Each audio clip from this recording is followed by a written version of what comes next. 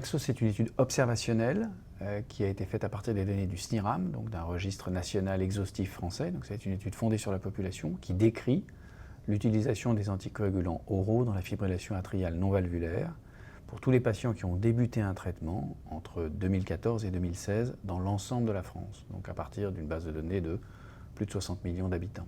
L'idée est de regarder quelle est la sécurité d'emploi, les indications et les résultats que donnent ces traitements, et en particulier de comparer dans les conditions de ce qu'on appelle la vie réelle, les résultats obtenus par l'apixaban, les autres anticoagulants oraux directs et les antivitamines K, ce qui était une demande des autorités de santé lorsqu'ils ont approuvé l'indication de l'apixaban dans le traitement de la fibrillation atriale non valvulaire.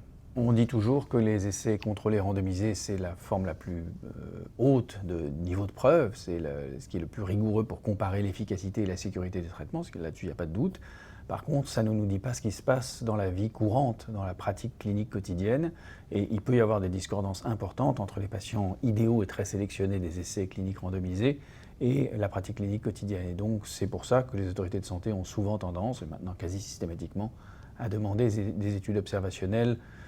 On dit en vie réelle, entre guillemets, j'aime pas beaucoup le mot en vie réelle, sauf lorsqu'elles sont vraiment totalement exhaustives. Celle-là est une étude exhaustive, ce qui est, je pense, une de ses forces d'ailleurs, puisqu'elle reprend l'ensemble des patients qui rentrent dans les critères de sélection de toute la France. Et donc ça veut dire qu'il n'y a pas de biais de sélection. Et ce que l'étude a fait, c'est donc qu'elle a inclus à partir de 2 millions de sujets qui étaient sous anticoagulants oraux par des analyses très précises de la base de données en utilisant des algorithmes de sélection qui avaient été précédemment validés éventuellement dans d'autres études. Elle a permis d'identifier les patients qui avaient une fibrillation atriale non valvulaire, qui débutaient un nouveau traitement anticoagulant, même si dans le passé ils avaient pu en avoir un, et de les classer dans 4 catégories suivant le type de traitement anticoagulant oral qu'ils recevaient, vérifier que c'était bien de la fibrillation atriale non valvulaire chez des adultes, que les données étaient cohérentes, et ensuite regarder et décrire les caractéristiques des patients qui recevaient ces traitements, les résultats observés. On arrive à une population d'un peu plus de 400 000 sujets qui ont initié un traitement oral anticoagulant, qui avaient une fibrillation atriale non valvulaire, qui étaient des adultes, etc.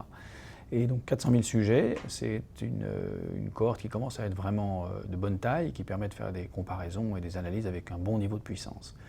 La première chose qu'on observe, c'est que les patients se répartissent de façon un petit peu asymétrique entre les traitements.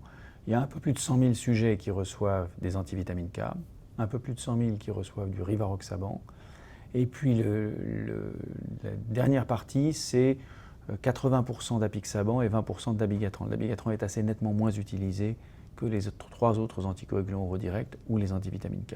Ça, c'est la répartition.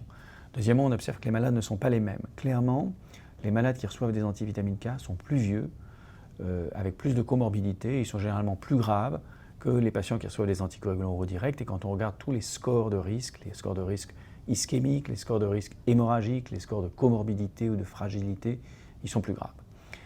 Maintenant, au sein des patients qui reçoivent des anticoagulants oraux directs, c'est-à-dire l'apixaban, le rivaroxaban et le dabigatran, eh bien, à nouveau, il y a un gradient. Les patients les plus graves sont ceux qui sont traités par apixaban, qui ont tendance à être un petit peu plus âgés, avec des scores de risque plus élevés. Les patients sous rivaroxaban sont un peu intermédiaires, et les patients qui reçoivent du dabigatran ont tendance à être un peu plus jeunes, avec un peu moins de comorbidité et un peu moins de risque. Donc il y a des différences de population, ce ne sont pas les mêmes malades. Et c'est un élément très important à prendre en compte lorsqu'ensuite on décrit leur devenir. Et ce qu'a fait l'équipe de pharmacoépidémiologie de Lyon, qui a été menée par Éric Van Gans et Manon Bellassène, qui a fait toutes ces études, toutes ces analyses, c'est qu'elle a fait des analyses ajustées sur la propension à être allouée à l'un ou l'autre des traitements anticoagulants pour essayer de tenir compte de ces facteurs de confusion et de rendre comparable ce qui est comparable. Et donc dans ces analyses relativement sophistiquées qui ont été réalisées, ce qu'on observe est très intéressant.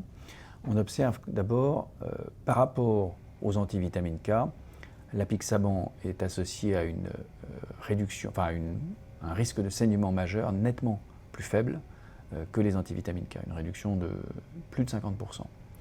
On observe également qu'il y a moins d'accidents vasculaires cérébraux ou d'embolies systémiques. Et enfin, on observe que la mortalité est plus faible chez les patients traités sous apixaban que sous antivitamine K.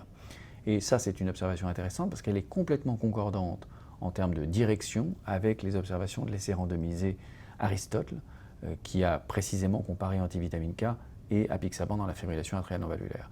L'ampleur des effets observés est plus importante dans cette étude observationnelle, ce qui suggère que peut-être il y a encore des facteurs de confusion résiduelle, mais la direction est complètement concordante et les résultats sont complètement concordants.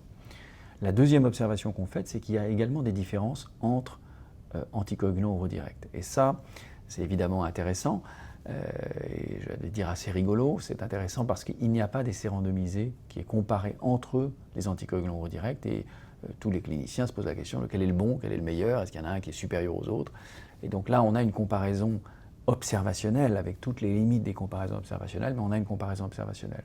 Dans cette comparaison observationnelle, on observe que l'apixaban est associé à moins de saignements graves que le rivaroxaban et le dabigatran. En termes d'efficacité sur la prévention des accidents vasculaires cérébraux, il est un peu plus efficace que le rivaroxaban et semblable, en tout cas il n'y a pas de différence statistiquement significative au dabigatran. Et sur la mortalité, on observe également des tendances en faveur de l'apixaban. Mais ces données sont à prendre avec beaucoup de prudence compte tenu de tous les éléments dont j'ai parlé, des facteurs de confusion résiduelle qui non seulement peuvent être présents, mais vraisemblablement sont présents. Il est très vraisemblable qu'il y a encore des facteurs de confusion, même si l'étude est très grande, même si l'équipe de pharmacoépidémiologie de Lyon a fait beaucoup d'analyses de sensibilité pour vérifier que les résultats étaient concordants suivant différentes méthodes d'ajustement, et ils le sont. Mais c'est la grande faiblesse des études observationnelles qu'on ne peut jamais s'affranchir complètement des facteurs de confusion résiduelle, et donc je pense que ces résultats sont à prendre avec prudence. À mon sens, ce qu'ils nous disent, c'est trois choses. Premièrement, ce qu'on observe dans Aristote semble être concordant avec ce qu'on voit dans la pratique quotidienne lorsqu'on prend l'ensemble des patients d'un pays. Et jusqu'ici, il n'y avait pas eu d'études nationales de cette envergure. Il y avait eu des études plus petites dans les pays scandinaves, qui sont plus petits. Mais là, à partir d'une base de données de 60 millions d'habitants, c'est vraiment intéressant. La deuxième chose, c'est qu'il semble exister des différences importantes entre anticoagulants oraux directs potentiellement. Et même si l'étude qui a été réalisée peut-être surestime ces différences, ça vaudrait sûrement le coup de faire un essai prospectif randomisé. Et si les industriels ne le font pas, peut-être faut-il que les institutions publiques, les académiques fassent cette comparaison, parce qu'on a parfois des surprises lorsqu'on fait ces comparaisons face à face. Et Naxos suggère qu'il y a peut-être des différences importantes d'efficacité ou de sécurité entre les anticoagulants oraux directs. Il faudrait, pour s'assurer de cela, avoir des malades vraiment comparables, ce qui n'était pas le cas dans Naxos.